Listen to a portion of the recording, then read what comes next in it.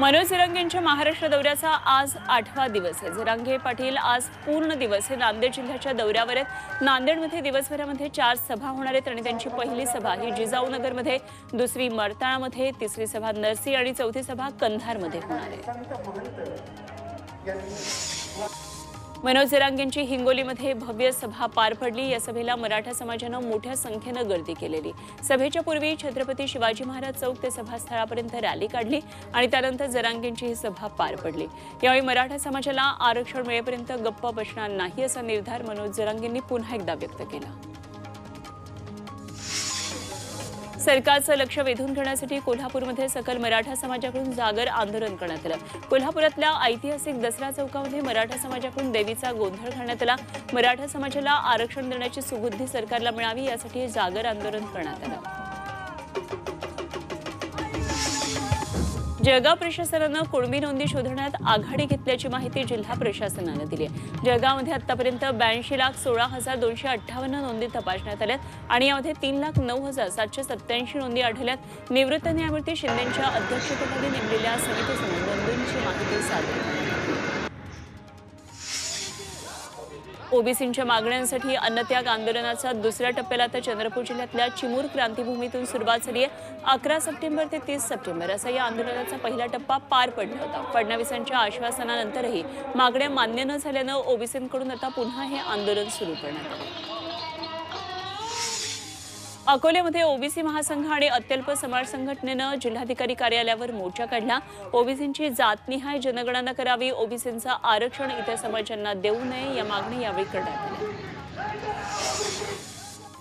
सांगलीच्या जतमध्ये तहसील कार्यालयावर ओबीसी समाजानं धडक मोर्चा काढला। जातनिहाय जनगणना, ओबीसी महामंडळांना भरघोस निधी तसंच छगन भुजबळांसह ओबीसी नेत्यांना संरक्षण द्यावं अशा मागण्या यावेळी करण्यात आल्या। राष्ट्रवादी काँग्रेसचे आमदार नवाब मलिक यांच्यावरून महायुतीत महाभारत सुरू होण्याची शक्यता आहे। कारण उपमुख्यमंत्री देवेंद्र फडणवीस यांनी अजित पवारांना पत्र लिहून मलिकांचा सत्तेत समावेशाला उघड विरोध केलाय। महायुतीत नवाब मलिकांना घेणं योग्य होणार नाही अशी भूमिका फडणवीसांनी या पत्रातून मांडली आहे।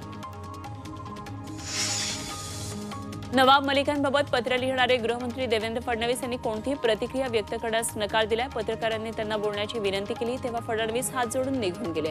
दुरून हसत हसतच एवढं मोठं पत्र दिलं असं त्यांनी खूण करून सांगितलं।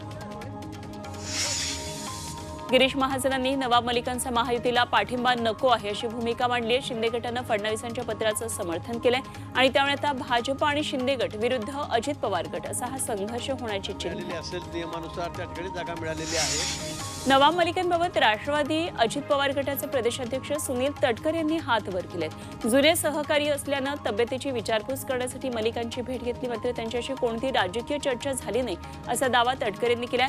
मलिकांना महायुतीमध्ये घेण्यावरून सुरू झालेल्या वादानंतर तटकर यांनी ही भूमिका मांडली। नवाब मलिकांच्या संदर्भात पत्रावरून संजय राऊत यांनी एक्स या समाज माध्यमावर ट्विट करून प्रतिक्रिया दिली आहे आणि यामधून त्यांनी फडणवीसांना खोचकपणे डिवचले। हल्ला फक्त मलिक यांच्यावर, बाकीचे यांच्या मांडीवर, पिते दूध डोळे मिटून जात मांजराची असं खोचक ट्विट राऊतांनी केलंय। राज्यातल्या तब्बल 2,000 कोटींच्या ठेवी धोक्यात आल्याचा आरोप खासदार इम्तियाज जलील यांनी केलाय। थेट संसदेमध्ये छत्रपती संभाजीनगरमधील आदर्श पतसंस्था घोटाळ्याचा मुद्दा त्यांनी उपस्थित केला।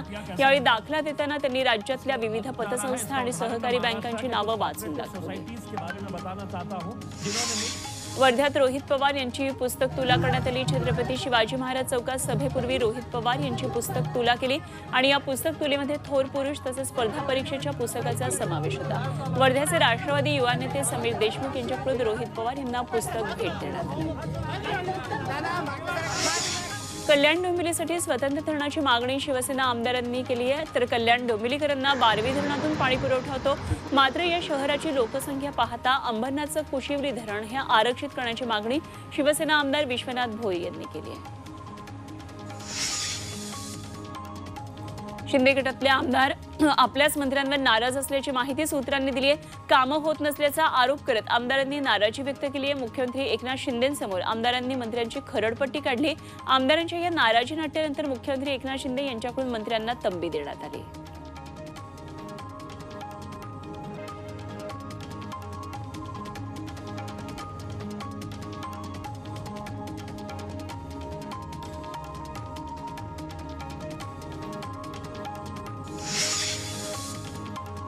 संजय राऊतांनी माफी मागावी अन्यथा अब्रू नुकसानीचा दावा ठोकण्याचा इशारा आरोग्यमंत्री तानाजी सावंत यांनी दिलाय। बदली आणि भरत्यांमध्ये पारदर्शी कारभार असून राऊतांच्या आरोपामध्ये तथ्य नाही असं सावंत यांनी म्हटलंय। राज्यात आरोग्य अधिकाऱ्यांना बॉसला खंडणी द्यावी लागते असा खळबळजनक आरोप संजय राऊत यांनी केलेला होता।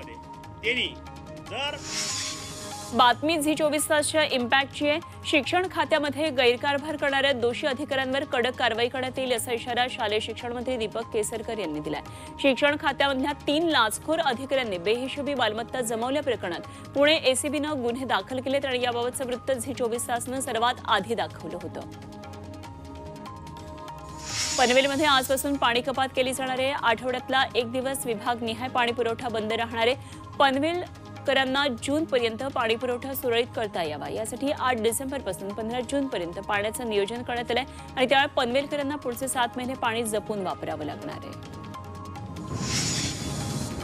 पिंपरी चिंचवड वाहतूक पोलिसांनी ब्लॅक फिल्मिंग प्रकरणामध्ये मोठी कारवाई केलेली आहे आणि 15 ऑक्टोबर ते 30 नोव्हेंबर या कालावधीमध्ये 2000हून अधिक वाहनांच्या काळ्या काचा उतरवण्यात आल्या। वाहन चालकांवर आर्थिक दंडाची कारवाई करण्यात आली आहे। आरटीओच्या परवानगीशिवाय वाहनामध्ये कोणताही बदल केल्यास त्या वाहन चालकाला 1000 रुपये दंड केला जातो।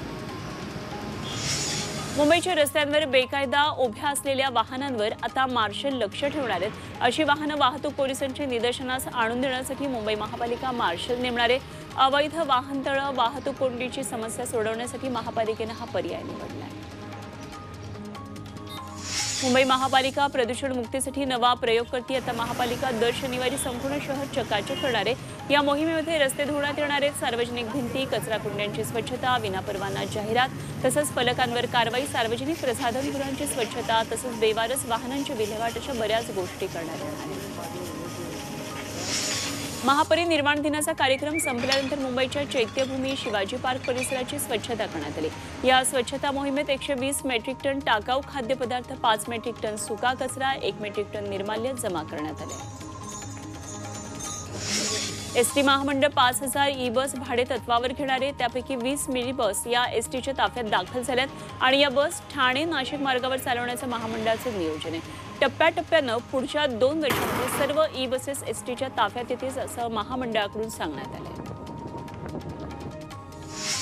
पश्चिम रेल्वेवर 8 महिन्यामध्ये विना तिकीट प्रवाशांकडून 115 कोटी 71 लाखांचा दंड वसूल केलाय आणि सध्या लोकलच्या तुलनेत एसी लोकलमध्ये विना तिकीट प्रवाशांची संख्या 68% वाढली आहे। एसी लोकलमध्ये 44,000पेक्षा जास्त फुकट्यांवर कारवाई करण्यात आली आहे। भारतीय विमान कंपन्यांच्या ताफ्यामध्ये तब्बल 150 नवी विमानं दाखल होणार आहेत। त्यामुळे विमानांच्या संख्येत आता वाढ झाली तर तिकीट दर कमी होऊ शकतो आणि यापैकी सर्वाधिक विमानं ही एअर इंडिया समूहाच्या ताफ्यात दाखल होणार आहेत। राज्यातल्या अनेक महाविद्यालयांमध्ये कौशल्य विकास कोर्सेस उपलब्ध होणार आहेत। पदवी किंवा पदव्युत्तर अभ्यासक्रमासाठी जास्तीचा वेळ द्यावा लागतो। त्यामुळे आता महाविद्यालयांमध्ये कमी कालावधीसाठीचे हे कौशल्य विकास कोर्सेस करता येणार आहेत। विद्यार्थ्यांना याचा फायदा होणार आहे।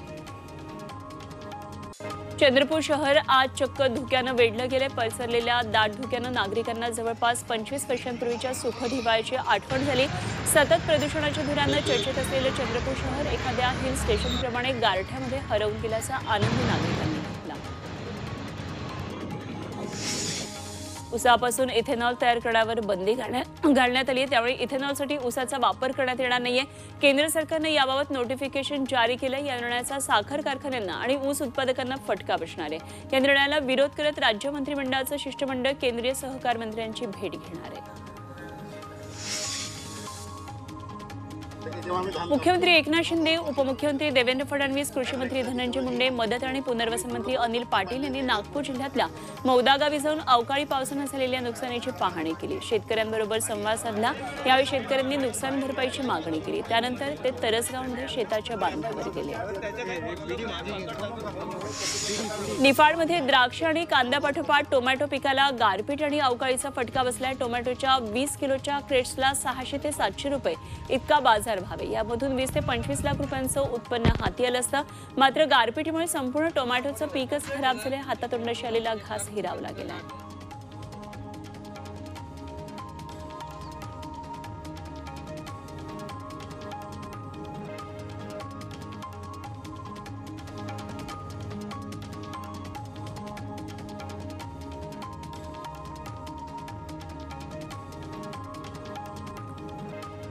तर गारपिटीमुळे आणि अवकाळीचा शेतकऱ्यांना मोठा फटका बसलेला आहे। टोमॅटोचं हातचं पीक शेतकऱ्यांचं गेलेलं आहे। हातातोंडाशी आलेला हा घास हिरावला गेलेला आहे।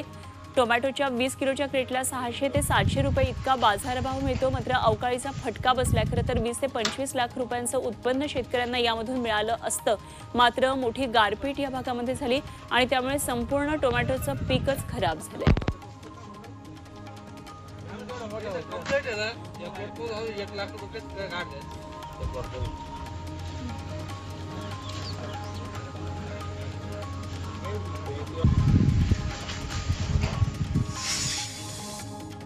यवतमाळमध्ये विमा रकमेला सुरक्षा देण्याच्या मागणीसाठी शेतकऱ्यांनी मोर्चा काढला। बैलगाडीमध्ये तिजोरी ठेवून यामध्ये 52 रुपये 99 पैसे ठेवण्यात आले आणि यासाठी मोर्चा जिल्हाधिकारी कार्यालयावर धडकला। अतिवृष्टीमुळे अतोनात नुकसान होऊन सुद्धा विमा कंपन्यांनी शेतकऱ्यांच्या हाती तुटपुंजी रक्कम ठेवली म्हणून निषेध करण्यात आला।